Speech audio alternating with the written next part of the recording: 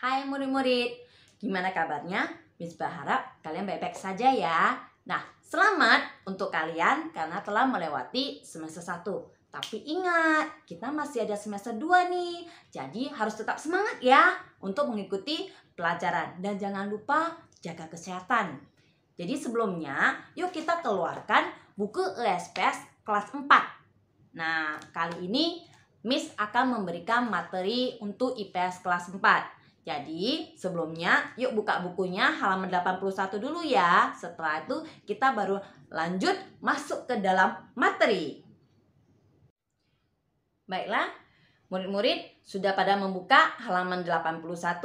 Nah, di bab 4 ini kita akan mempelajari tentang kegiatan ekonomi yang ada di Indonesia. Jadi sebelumnya kegiatan ekonomi itu apa sih? Jadi, kegiatan ekonomi itu adalah kegiatan yang dilakukan untuk memenuhi kebutuhan manusia. Jadi, seseorang untuk memenuhi kebutuhan manusia itu mereka harus bagaimana? Harus bekerja ya. Jadi tidak mungkin segala sesuatu itu akan tersedia dengan sendirinya tanpa ada usaha. Dan ingat ya anak-anak, sama seperti halnya jika kamu ingin nilai kamu bagus, maka kamu harus berusaha juga ya. Oke? Nah, selanjutnya kegiatan ekonomi di Indonesia itu dibagi 3 jenis. Itu ada produksi, distribusi, dan juga konsumsi. Nah, tapi kali ini kita tidak akan membahas lebih lanjut. Itu akan dibahas di video selanjutnya, akan dikupas secara tuntas. Nah, kita akan membahas di halaman 83, yaitu pada keragaman aktivitas ekonomi masyarakat Indonesia. Anak-anak, sumber daya Indonesia itu tersebar dari wilayah perairan dan daratan. Jadi, sumber daya alam itu apa sih? Jadi, sumber daya alam maksud Miss, segala sesuatu yang berasal dari alam yang dimanfaatkan oleh manusia untuk memenuhi kebutuhannya. Jadi, kita akan membahas satu persatu dimulai dari wilayah daratan. Nah, jadi maksud kegiatan pemanfaatan sumber daya alam tersebut yang di wilayah daratan itu apa saja? Di wilayah daratan itu terdapat 3 pemanfaatan sumber daya alamnya, yaitu sebagai hasil peternakan, yang kedua hasil pertanian, yang ketiga adalah hasil hutan. Jadi kalau pemanfaatan sumber daya yang melalui hasil peternakan itu apa aja? Anak-anak masih ingat nggak? Peternakan itu ada apa saja? Jadi misal contohnya seperti hewan sapi. Nah, hewan sapi bisa dimanfaatkan sebagai apa aja? Dagingnya bisa kita makan ya. Nah, jadi daging ayam ataupun daging sapi bisa dijadikan bahan makanan. Dan kulit dari sapi bisa digunakan sebagai apa? Nah, bisa digunakan sebagai bahan pakaian. Nah, sedangkan susu sapi itu bisa dijadikan sebagai minuman ya, dan masih banyak lagi. Pemanfaatan sumber daya alam hasil pertanian dan perkebunan itu ada misalnya padi, terus ada sayuran dan buah-buahan itu bisa dijadikan bahan makanan. Nah, kalau karet bisa dijadikan apa yo? Nah, karet bisa dijadikan bahan industri dan juga bunga itu bisa digunakan sebagai apa ya? Bunga bisa dijadikan hiasan ya. Yang ketiga adalah pemanfaatan sumber daya alam hasil hutan. Nah, itu ada apa saja sih? Yaitu misalnya seperti kayu jati. Nah, kayu jati biasa digunakan sebagai apa? Bahan untuk membuat mebel, misalnya kursi, lemari, dan sebagainya. Sedangkan kalau bubur kayu bisa digunakan sebagai apa sih, Miss? Bisa dijadikan kertas ya. Bubur kayu nggak bisa dimakan, bukan bubur-bubur seperti yang kita makan ya. Oke, nah sedangkan getah damar bisa digunakan untuk apa? Getah damar biasa digunakan sebagai bahan untuk pembuatan itu seperti parfum ya, parfum ataupun bahan kosmetik. Selanjutnya, sumber daya alam wilayah perairan yang berada di daratan itu meliputi yaitu sungai, waduk, dan danau. Jadi contoh kegiatannya apa saja? Yaitu misalnya ikan pastinya bisa dijadikan sebagai apa? Bahan makanan. Nah, sedangkan air sungai itu dimanfaatkan untuk sumber air bersih ya.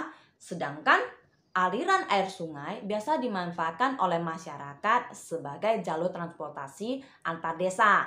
Nah, jadi kalau dulu itu biasanya dari satu desa ke satu desa yang lain mereka menggunakan perahu ya. Jadi air sungai itu bisa dimanfaatkan sebagai jalur transportasi. Sedangkan air terjun itu bisa digunakan sebagai pembangkit tenaga listrik. Nah, jadi anak-anak, sungai itu banyak manfaatnya. Jadi kita juga sebagai generasi yang akan datang, kita juga harus menjaga kebersihannya ya, agar sampai ke generasi selanjutnya mereka bisa menikmati sungai yang bersih ya. Nah, yang kedua yaitu pemanfaatan sumber daya alam hasil laut. Nah, kalau misalnya sudah kita membahas tentang laut, pasti ada ikan laut nih. Jadi biasanya ikan laut pasti sudah dijadikan bahan makanan. Nah, jadi kalau di laut itu ada apa saja? Yaitu ada pasir. Nah, biasanya pasir digunakan untuk bahan bangunan. Nah, air laut biasanya juga dimanfaatkan untuk membuat garam ya.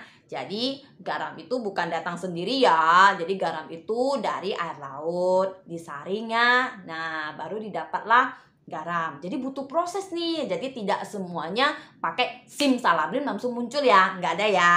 Oke. Nah, jadi terus suasana di bawah laut itu bisa dijadikan sebagai objek wisata. Tapi Mi sampai sekarang belum pernah sih sampai ke bawah sana. Masih ada rasa takutnya.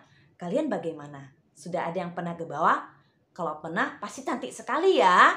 Nah, selanjutnya Miss akan membahas tentang halaman 84, yaitu pengaruh potensi sumber daya alam terhadap mata pencaharian masyarakat. Jadi, sumber daya alam yang berlimpah dan bervariasi mempengaruhi mata pencaharian masyarakat ya. Jadi, mata pencaharian masyarakat itu ada di dataran rendah, dataran tinggi, dan juga di perkotaannya. Jadi kita akan membahas dulu yang di dataran rendah. Mata pencarian di dataran rendah itu meliputi petani, pedagang, dan juga perajinnya. Nah, sebagian besar penduduk Indonesia itu bermata pencarian sebagai petani ya. Jadi selain sebagai petani padi, tanaman yang cocok ditanam itu biasanya ada, misalnya seperti bayam, terus ada cabai, dan yang lainnya. Nah, sedangkan kalau pedagang itu bagaimana? Pedagang itu banyak kita jumpai ya, misalnya pedagang baju, terus pedagang makanan dan minuman, dan ada juga pedagang kaki lima. Nah, pedagang kaki lima bukan kakinya ada 5 ya, dia bukan Spiderman, jadi nggak ada kakinya 5. Nah, jadi pedagang kaki lima itu biasanya berada di jalanan. Biasa di pinggir jalan mereka berjualan. Nah, itulah disebut pedagang kaki lima. Nah, selanjutnya tuh ada perajin. Nah, perajin itu adalah seseorang yang membuat furniture ya, atau perabot rumah tangga. Nah, misalnya seperti apa? Seperti lemari, meja, terus rak ya, ataupun misalnya hiasan yang dari kayu, dan masih banyak lagi. Nah, selanjutnya kita akan membahas mata pencarian yang di dataran tinggi ya.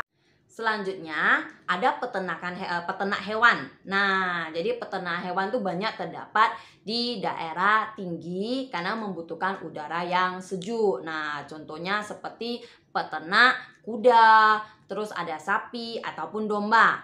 Nah, jadi pekerjaan yang lainnya itu ada petani kebun. Nah, misalnya petani kebun itu yaitu yang menanam misalnya teh, cengkih, ataupun pala ya. Mengapa ditanam di dataran tinggi tersebut? Karena tanaman tersebut itu cocok ditanam di daerah yang sejuk. Jadi kalau misalnya kita tanam di dataran rendah yang sangat panas, mati deh semua tanamannya ya.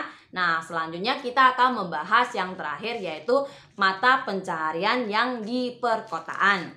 Nah, jadi perkotaan itu merupakan pusat aktivitas ekonomi. Jadi pekerjaannya juga bervariasi. Nah, misalnya seperti pegawai negeri, terus ada karyawan swasta, ada wira swasta, dan masih banyak lagi ya. Nah, jadi anak-anak, kamu sudah memilih pekerjaan apa yang akan kamu lakukan? Nah, jadi sebelum kamu terjun ke lingkungan masyarakat, jangan lupa belajar baik-baik dulu ya. agar nanti kamu tahu apa sih pekerjaan yang cocok buat kamu sendiri. Nah, sampai di sini video pembelajaran kita. Jangan lupa baca buku yang ada dan jangan lupa jaga kesehatan. Jangan terlalu banyak main gadget ya. Nanti mata kamu rusak loh. Ingat, sayangi mata kalian. Oke? See you. Bye-bye.